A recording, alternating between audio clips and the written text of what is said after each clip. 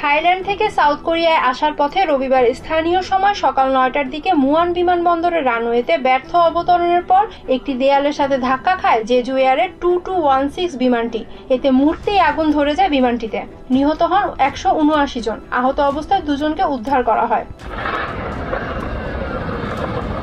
প্রাথমিক তদন্তে জানা গেছে, বিধ্বস্ত হওয়ার আগ মুহূর্তে পাখির ঝাঁকের সাথে সংঘর্ষের কথা কন্ট্রোল টাওয়ারকে জানিয়েছিল দুর্ঘটনা কবলিত বিমানের পাইলটরা। ক্র্যাশ ল্যান্ডিং করার আগে বিমানটিতে মেডে বা জরুরি অবস্থার ঘোষণাও দেন পাইলটরা।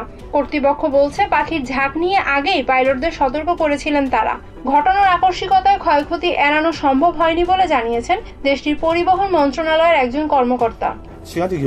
অবতরণের আগে কিছু সময় পেলে তারা আমাদের ক্ষয়ক্ষতি এড়াতে প্রস্তুতি নেয়ার কথা জানাতে পারত।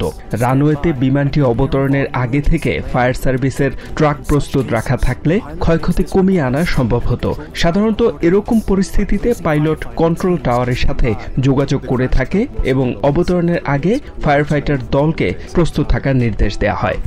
মর্মান্তিক এই দুর্ঘটনার পরপরই নিহতদের প্রতি শ্রদ্ধা জানাতে সাউথ কোরিয়ায় 7 দিনের রাষ্ট্রীয় শোক ঘোষণা করা হয়েছে। পাশাপাশি স্থগিত করা হয়েছে ইংরেজি বর্ষবরণের সব কর্মসূচি। সদ্য নিযুক্ত ভারপ্রাপ্ত প্রেসিডেন্ট চোই সাং মোক সোমবার দেশটির পুরো এয়ারলাইন অপারেশন সিস্টেমের জরুরি নিরাপত্তা পর্যবেক্ষণের নির্দেশ দিয়েছেন। ইতোমধ্যে সাউথ কোরিয়ার তদন্ত দলকে সহায়তায় ইউএস ন্যাশনাল ট্রান্সপোর্টেশন সেফটি বোর্ডের একটি দল সাউথ কোরিয়া যাচ্ছে।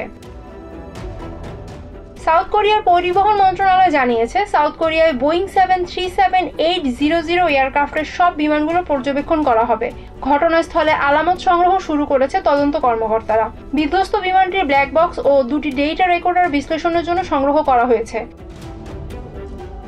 এদিকে মুয়ান এয়ারপোর্ট টার্মিনাল ভারী হয়ে উঠেছে স্বজনদের আহাজারিতে।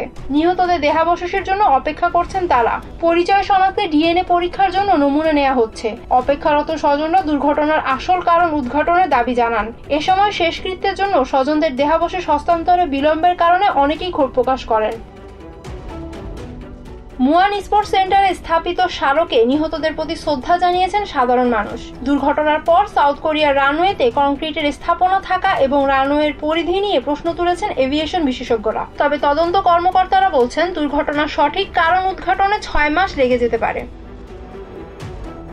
Humaira Ira, TVN24 news desk.